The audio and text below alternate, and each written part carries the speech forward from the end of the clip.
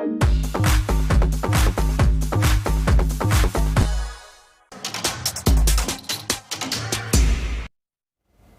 the homecoming is complete. It is the win that the Chidambaram Stadium filled up for, and they got to see it in a high-scoring, thrilling game.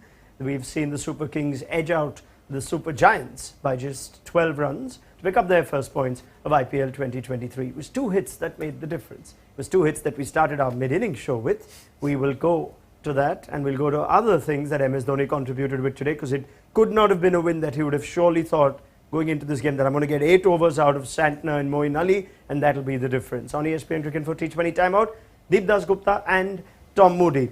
I think we have to go to just the impact of spinners that we didn't think will have a big tell. Moeen Ali didn't even bowl in the last game, Tom, but that proved to be the difference today. Yeah, it certainly was the difference. I think what helped the spinners was the fact they had an enormous score to play with. So the pressure was, on the scoreboard. So therefore, it sort of played into their hands where they could use their experience. Because you're talking about two very experienced spinners in Santner and Moeen Ali. I know Jadeja was there as well, but he only bowled the one over. But they used that experience, used the fact they had a huge buffer because of the substantial score that Chennai scored, enabled them to master their craft, and didn't they do that so well? What changed? Because you felt like this was a game within Lucknow's reach, and the fact that all of CSK's seamers proved to be expensive early, but why couldn't they take down spin on a day where it looked pretty easy the other way around? I guess it's always going to be difficult when you're chasing 11 runs and over. I mean, it means from ball 1 till the last delivery, 120th, you've got to keep going at it. So sooner or later, there'll be follow wickets, you lose your momentum every now and then. And Tom made a very, very valid point when we were chatting and watching the game about the batting order. I'm sure we'll talk about that as well. So, I mean, listen, it's always going to be difficult chasing 217, 218. So, you'll always have these small phases, 2 overs, 3 overs, where somebody will bowl a good over every now and then, and suddenly that 11 goes up to 14 and 15 before you realize. So, that's the reason I penciled it down. But end of the day, it was a lot closer than at least what I would have expected. Okay, let's go straight into it. Deep has queued it up nicely. What decisions that Lucknow made do you feel hampered the pursuit of their chase, Tom? Yeah, look, I was really surprised with the way that the Super Giants sort of structured their batting order for that chase, particularly given the start they had. They had a good start with Mayers and KL Rahul, got them off to a flyer, really more courtesy of Mayers, beautiful striking.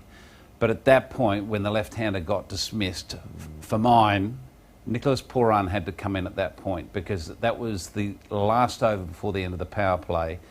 And at that point, at the end of the power play, MS Dhoni had no choice really but to play left-arm spin at some point, whether it was Santner or Jadeja. And you've got Nicholas Pooran's got a phenomenal record against left-arm spin. And I know that he's been selected to be that middle-order finisher, but this is a different situation. This is a game situation where you're chasing a huge total.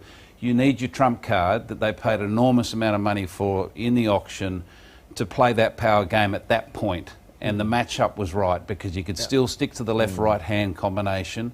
And you just tell Pooran, you just play your game. And we've seen it not as regularly as we would have liked to have seen it in IPL cricket.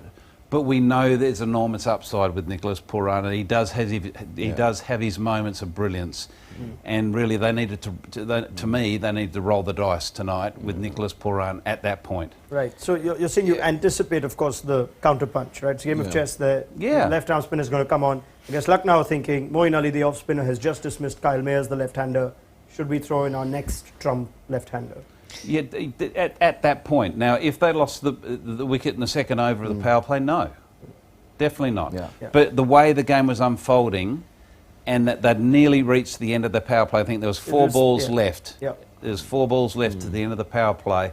The next over, or the over after that, was always going to be a left-arm spin over. So that was the time to inject that. So to bring in Huda at that point, I didn't think was the right match, because you've got then 2 right-handers. To bring in Colonel Pandya ahead of Nicholas Pooran, I can't understand that either. So to me, that's where, and then you got Stoinis coming ahead of Nicholas Purran. So there's too much for Purran, who is a phenomenal ball striker, to do. If he was going to have a night out, at least invite him to the party. And the reason why I agree with Tom is one, you needed somebody to keep that momentum, take that momentum forward. And then you pick your best players to do it. Nicholas Purran or even Stoinis or someone like that who has that game in them. I know Huda can do that game as well. Yeah, but especially with the off-spinner on. They would have thought Huda's one of our best players of spin. Yeah, but fair enough. I do understand where you're coming from. But then if you have to make that choice between, when I'm talking about 12 runs and over, 11 runs and over, would you pick Stoinis over Huda as a right-hander? Would you pick Purran over Krunal Pandya, a left-hander? So I think looking at that particular situation of the game, when you still needed to go at 11, 12 or whatever, you would want someone. And sooner or later, that counter punch that Tom's talking about, obviously you will make MSD change his plans. So the moment you send someone like a right-hander in, you're playing into his hands then. There's certain moments in games that you feel that you can get an advantage. Yeah. And to me, the moment was the time that we're talking about, when the first wicket fell. That's the moment. There was no point waiting and keeping Stoinis and Purran for the moment to be down the track. The moment was to throw the biggest punch you had at that point, particularly given the start you had. So, Tom, the other thing, the other way to look at it is you're all in. So you're looking at either you lose this game by 50 runs or 60 runs, and you're happy with that. If your best batters get out. Yeah, if Purran gets out, Stoinis gets out, you're like, we gave it a go, didn't work out, it's fine. Or you say, you know what, try and play a little safe and say, we'll try and take it to the last over, last few overs, we've got finishers, blah, blah, blah. So there are two ways to look at it. So either you want to play it safe and take it to the end, or you say, you know what, all in. Either way. Either way, win it or we lose by 50, 60 runs. In your experience, if you have given a certain player a pre-season chat that we're looking for you to play last 10 overs, whether batting first or second, and we're looking at you as our finisher, or maybe there are players like Pollard or Russell who like to play at the end. Have you ever experienced, if you go up to Nicholas Purran at the fall of the wicket in the 6th over and say, we need you to go in there, he just goes, no, this is too early. Can the player's resistance sometimes just make you feel like, no, he's not tuned in or ready to go in, so we'll wait? Firstly, Nicholas Purran would bite your hand off if you gave him that invitation. Secondly, I haven't had that experience where a player has said, look, I don't think I'm ready. And the third point I'll make is that in the break, I think you'd prime your thought patterns to a couple of players that you're thinking, look, if this situation arises, just be prepared. Or if this situation arises, I'm going to slide you down the order a bit further. So I think that communication is really important, but you're rarely going to have a player not accept an invitation to be pushed up the order. It's a little bit different having a conversation when you're saying you're sliding down the pole. Yeah, sure. They can also, maybe I could put it this way, in your experience, have you decided this is a good idea and someone else in the dressing room has said, no, this is the way we're going, and that happens? Now I'm just having fun. Okay. I was trying Don't give me a straight trying to be serious there. I'll tell you what, there'd be enough CSK fans going like, what are you talking about Nicholas Purran in Lucknow? CSK won this. They had more runs. They had enough to play with. So let's talk about why Moeen Ali had such an impact. Why did he bowl as well as he did for a bowler who's reluctant to try and stop? I think experience for one. I think the point I made earlier about the total that CSK had, it's so much easier from a bowling perspective to bowl when you've got massive runs on the board.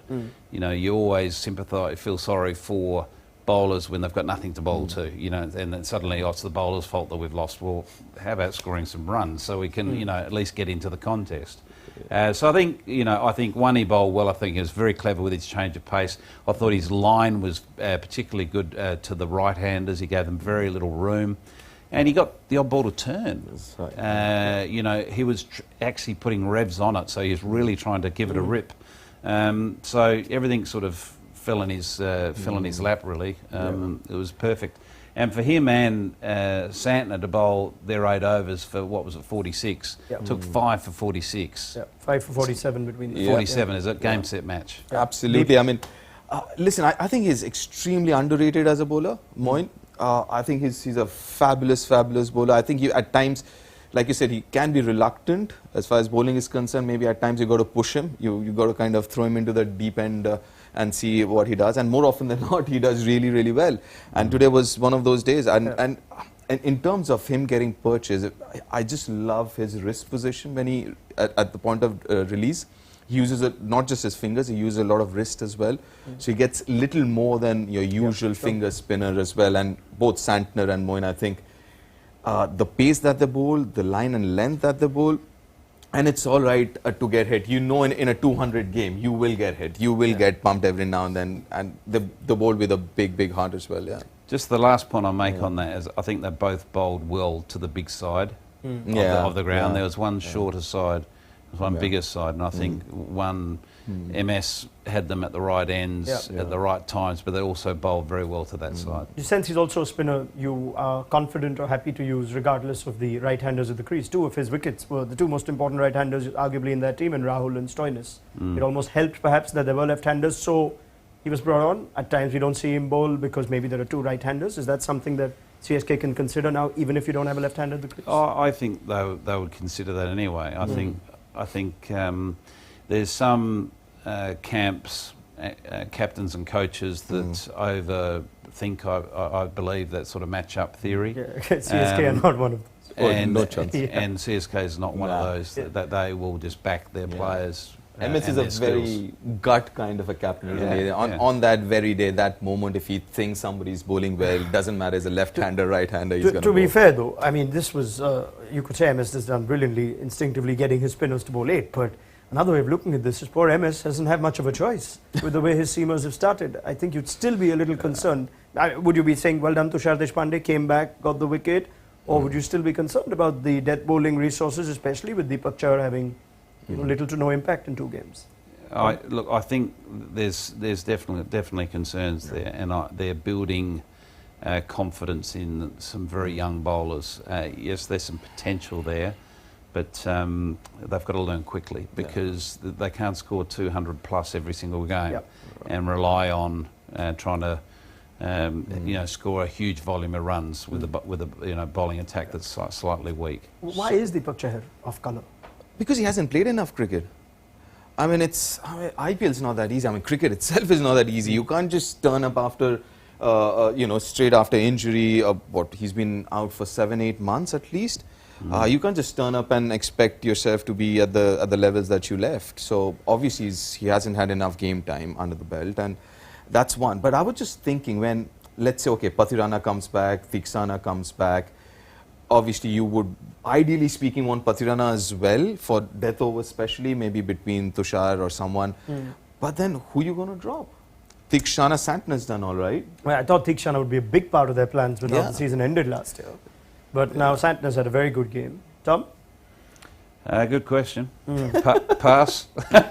No, look, I think their original plans would have been, as soon as Theekshana comes back into the contest and available, he'll go straight in. Because something that he has been doing and doing well for Sri Lanka is also bowling well at the death. Yes.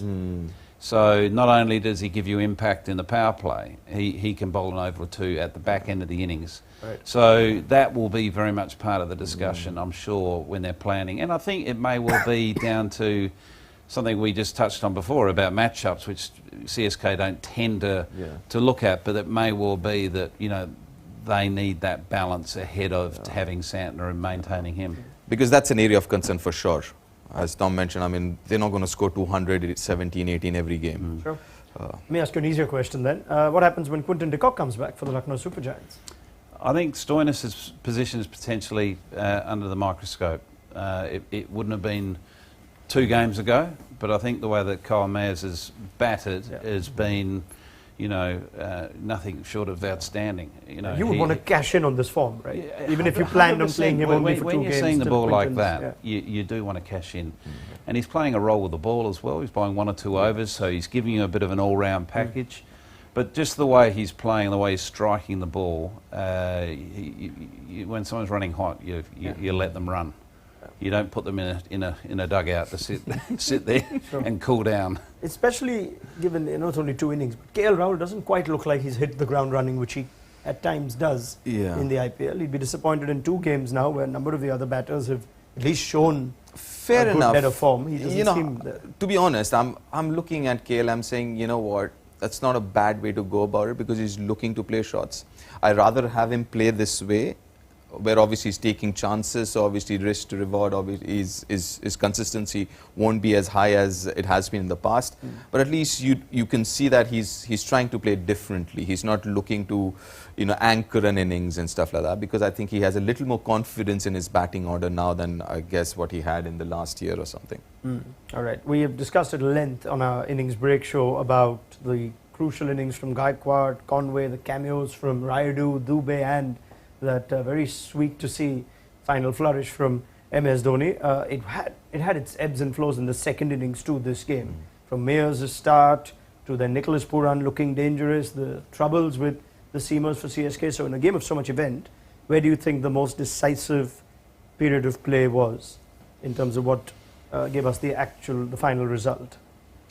Was it CSK just getting the start they did? Was it the finish by Dhoni? Was it Look, I think obviously there's a few sort of moments in the contest that sort of gave direction to the outcome, and obviously the way that CSK started surprised us all, because we're all expecting maybe a surface that's going to be a little bit more challenging than that, but it clearly was a very, very good batting surface, and they got off to a flyer, so they captured momentum very early in the contest and I think took Super Giants by surprise. 2 quality players playing proper cricketing shots. I think the flourish at the end, the Raidu and Dhoni, finished that innings, just gave them the momentum going into the sheds. So that half-time break, who's carrying that momentum, who's carrying that confidence? It's the team in yellow coming out to field defending, and I think that was quite significant. And for mine, just tactically, we talked about the batting order. I felt that could have been possibly a trick that was missed. Sure. Okay, splitting hairs now. That Yash Thakur over bowled, 3 really good deliveries to Dubey? Yeah. And then The 2 last 2 slow. balls were, 2 slower deliveries, 2 sixes. Next over, he comes on strike and hits another 6 or something. Yeah, a couple of sixes there. Couple of sixes there. I think, obviously, we're talking about four boundaries, and end of the day, we're talking about 2 hits basically. Yeah. That's been the difference. I mean, when you're bowling as well as that, again, this is his first game, Yash Thakur, so he will learn. When you're bowling as well as that, and everyone knows that, you don't pitch it up to someone like Dubey. That's his hitting zone. Keep it short. Let him go square off the wicket. But I like what you're saying, because it almost felt like Dubey was so close to getting stuck. Yeah. Right, with all the batting behind him, you had... And he was Moeen going behind him, Stokes roughly behind him, run a Rayudu, ball at Jadeja, that Dhoni. point in time. Suddenly he finished really well. I mean, he ended up with 27 or 15, but 14, 18 out of that 16, came in last 4 or something. Okay, brilliant. Just thinking how much just the fact that they've got the result could do for CSK, given the emotion and the packed house. They lost the first game. They could have been 2 out of 2, and all of a sudden all doubts that bowling looks worse. Now they've just got a result, and it just gets the crowd going, gets everyone else going. Do you sense it could be a sort of a significant moment to get an early win at home? Absolutely. So important for momentum, confidence in that playing group. There's some experience in that team, but there's also some inexperience, particularly in their bowling. So I think that confidence is really important for them moving forward. And the experience in that dressing room and the experience in that coaching staff will draw every bit of that confidence into that young bowling group to enable them to feel like they can do the job for them. Player of the match today? Gaikwad, Moeen, Oh, interesting. Moeen, why not Moeen? Fofa, Bowling, he's batting. my player of the match. Yep. Conway got the runs too. Okay, fair enough. Excellent game though. Lots of. This is great perhaps game. the game of the tournament so So far, far. just in terms of Yeah, the great contest, game. compelling. Oh, yeah. Yeah. Brilliant. Well done CSK, well done LSG. Thank you very much to Deep Dasgupta and Tom Moody. They will be back in action for tomorrow's game, Delhi against Gujarat. Look forward to your company then on ESPN Cricket for T20 Timeout. Do have a look at our ESPN Cricket for mobile app. I'm sure you have it already. If you don't, head over to the App Store or Play Store, download it. You'll get, I'm sure, a lot of lovely colour pieces from our people at the Chepauk today, and thoughts of Tom and Deep that you've heard as well. So we look forward to your company at 7 o'clock tomorrow if you're in our part of the world. Good night.